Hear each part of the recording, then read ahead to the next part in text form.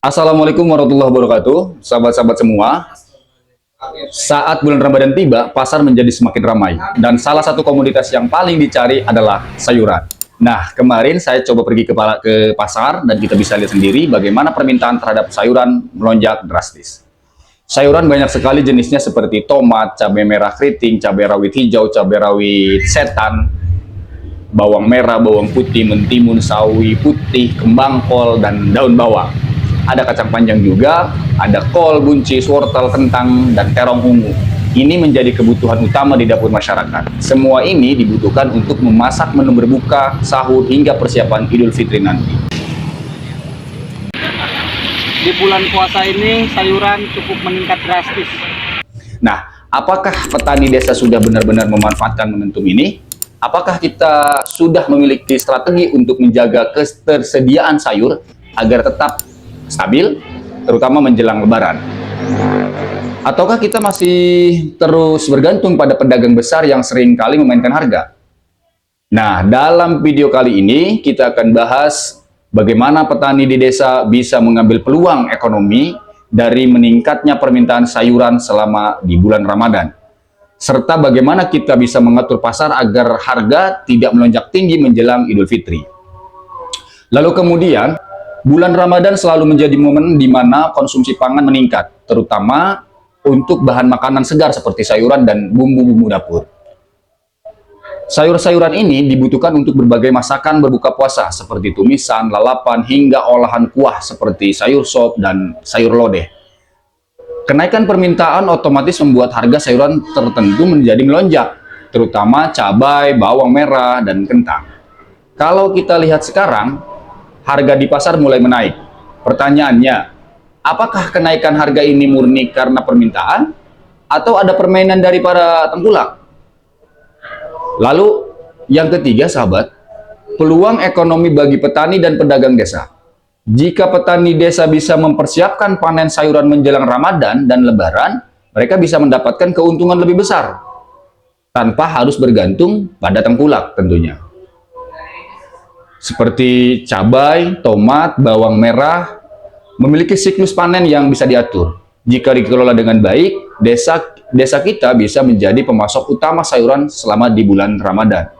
Nah, lembaga-lembaga di desa seperti BUMDes, Karang Taruna bisa berperan dalam membantu distribusi sayuran dari petani langsung ke konsumen, mengurangi ketergantungan pada pedagang besar yang sering mempermainkan harga. Selanjutnya, sahabat, jika desa memiliki lumbung pangan atau gudang penyimpanan, stok sayuran bisa dikelola lebih baik, sehingga tidak menjadi lonjakan harga yang mendadak. Keempat, strategi mengatur pasar agar harga tidak melonjak saat Lebaran. Sahabat-sahabat semua, setiap tahun kita menghadapi permasalahan yang sama.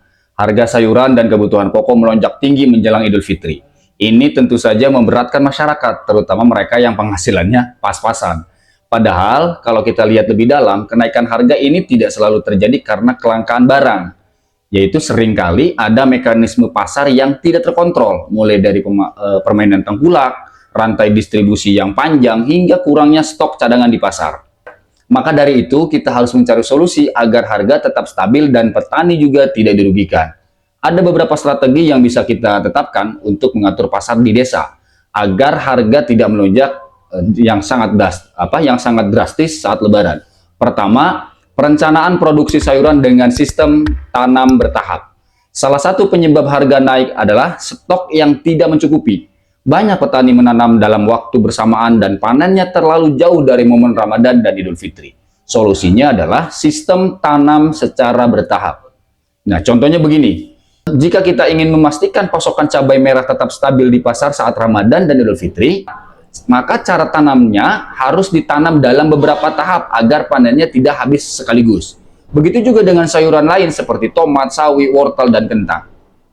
Dengan strategi ini, panen akan lebih merata dan pasokan tetap tersedia di pasar dalam jumlah yang cukup, sehingga harga tidak tiba-tiba melonjak tinggi. Yang kedua, membangun sistem distribusi desa yang lebih efektif. Nah, rantai distribusi yang terlalu panjang seringkali menjadi penyebab harga naik. Dari petani ke pengepul, lalu ke tengkulak besar, baru sampai ke pasar. setiap perantara pasti mengambil keuntungan. Solusinya, desa harus mulai membangun sistem distribusi sendiri. Nah, BUMDes atau koperasi tani atau koperasi apa namanya, mungkin pemerintah punya rencana membuat koperasi lain. Bisa membeli hasil panen langsung dari petani dan menyalurkannya ke pasar dengan harga yang lebih stabil. Jika memungkinkan, desa bisa membuka pasar sendiri untuk menjual sayuran langsung kepada masyarakat tanpa perantara. Dengan cara ini, harga di pasar bisa dikontrol dan petani juga mendapatkan keuntungan yang lebih adil tentunya. Yang ketiga, penyimpanan dan pengelolaan hasil panen untuk mencegah kelangkaan. Salah satu kelemahan desa dalam menghadapi lonjakan harga adalah kurangnya fasilitas penyimpanan hasil pertanian atau hasil panen. Nah, beberapa langkah yang bisa kita terapkan dalam menghadapi permasalahan itu, pertama adalah penyimpanan stok cadangan. Jika desa memiliki gudang atau semacam yang gudang sederhana, beberapa komoditas seperti cabai, bawang, dan kentang bisa disimpan lebih lama untuk mengantisipasi lonjakan harga di pasaran. Lalu yang kedua, pengolahan pasca panen. Cabai yang melimpah bisa diolah menjadi bubuk cabai atau sambal botolan, sehingga harganya tetap stabil. Juga dengan tomat, bisa dibuat menjadi saus tomat atau bisa dikeringkan lah. Sayuran yang cepat busuk bisa dijual dalam bentuk paket siap masak seperti sayur sop atau capcay yang sudah dikemas dengan baik. Lalu yang ketiga, pemanfaatan teknologi sederhana. Desa bisa memanfaatkan teknologi pengeringan sederhana untuk memperpanjang umur simpan sayuran tertentu, sehingga stok tetap tersedia dalam jangka waktu yang lebih lama. Dengan adanya sistem penyimpanan dan pengolahan ini, desa bisa mengontrol pasokan di pasar dan mengurangi ketergantungan pada tengkulak yang sering memainkan harga menjelang Lebaran. Yang keempat, edukasi petani dan masyarakat untuk mencegah panik. Nah, kadang kenaikan harga bukan hanya karena stok yang sedikit, tapi juga karena masyarakat panik dan membeli dalam jumlah yang berlebihan. Di banyak desa, menjelang Lebaran, masyarakat cenderung membeli bahan pangan dalam jumlah yang sangat besar karena takut harga akan semakin naik. Nah, ini juga tidak begitu baik, sahabat-sahabat. Akibatnya, stok di pasar cepat habis, permintaan yang tinggi dalam waktu singkat membuat harga menjadi melambung. Lalu solusinya seperti apa? Pemerintah desa bisa memberikan edukasi kepada masyarakat agar tidak panik buying atau tidak gerusak-gerusuk maksud kita ya. Lalu, buat sistem informasi harga yang transparan sehingga masyarakat tahu bahwa stok cukup dan harga bisa dikendalikan. Gunakan media sosial desa untuk memberikan update tentang ketersediaan barang dan mencegah spekulasi harga. Yang kelima, kerjasama antar desa untuk stabilisasi harga. Salah satu cara paling efektif untuk mencegah lonjakan harga adalah dengan menjalin kerjasama antar desa. Ada desa yang banyak menanam cabai, ada juga yang lebih banyak menghasilkan bawang. Ada yang unggul dalam produksi sayuran hijau. Apa yang bisa kita lakukan? Desa bisa membuat sistem perdagangan antar desa agar pasokan tetap merata. Misalnya begini, jika di satu desa harga cabai mulai naik, desa lain yang memiliki stok lebih bisa menyuplai dengan harga yang lebih wajar. Dengan cara ini, harga tetap terkendali dan tidak ada desa yang mengalami kelangkaan barang. Yang keenam, peran pemerintah desa dalam mengontrol pasar. Pemerintah desa memiliki peran penting dalam mengatur mekanisme pasar. Beberapa langkah yang bisa diambil. 1. Membentuk tim monitoring harga yang bertugas mengawasi harga di pasar desa dan memberikan laporan secara berkala. Yang kedua, membuat kebijakan harga maksimal untuk komoditas tertentu agar pedagang tidak menaikkan harga seenaknya. Lalu, yang ketiga, menyediakan pasar desa yang menjual kebutuhan pokok dengan harga yang stabil, bekerja sama dengan BUMDes dan petani lokal di desa. 4. Menerapkan subsidi bagi warga kurang mampu jika harga bahan pokok benar-benar mengalami kenaikan yang sangat drastis.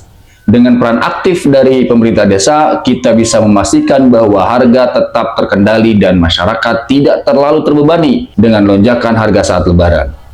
Nah, kesimpulannya, sahabat-sahabat semua, kita tidak bisa hanya mengeluh setiap tahun ketika harga naik. Kita harus mulai mengambil tindakan konkret untuk mengatur pasar di desa kita. Pertama, petani harus mulai menerapkan sistem tanam secara bertahap agar pasokan sayuran tetap stabil. Yang kedua, desa harus membangun sistem distribusi sendiri agar tidak bergantung pada tengkulak. Yang ketiga, penyimpanan dan pengolahan hasil panen harus lebih diperhatikan agar stok tetap aman. Terus yang selanjutnya, edukasi terhadap masyarakat tentang panic buying perlu dilakukan agar permintaan tidak melonjak secara tiba-tiba. Lalu, kerjasama antar desa harus diperkuat agar pasokan tetap merata. Lalu, pemerintah desa harus mengambil peran aktif dalam mengontrol harga dan mekanisme pasar. Jika semua ini bisa dilakukan dengan baik, maka kita tidak akan lagi menghadapi lonjakan harga yang tidak terkendali setiap menjelang Lebaran. Justru ini bisa menjadi peluang bagi desa untuk meningkatkan kesejahteraan petani dan masyarakat secara umum. Nah, bagaimana menurut sahabat-sahabat semua? Apakah strategi ini bisa diterapkan di desa kita? Atau ada ide lain yang bisa didiskusikan? Silahkan tulis di kolom komentar.